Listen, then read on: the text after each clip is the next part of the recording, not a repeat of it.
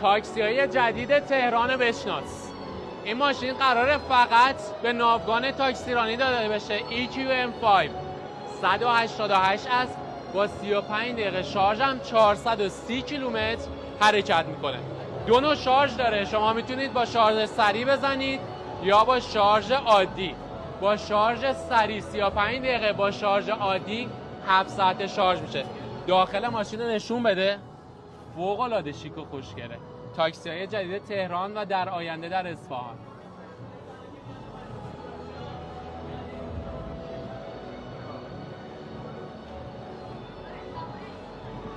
لامبورگینی اوروس به نمایشگاه اصفهان اومده. بیدارم یا دارم خواب میبینم؟ اولین باری که این ماشینا از رخ دور میبینی فکر میکنی لامبورگینی اوروسه. یه لحظه بیان ماشینا نشون بده. طراحی کاملا از لامبورگینی اوروس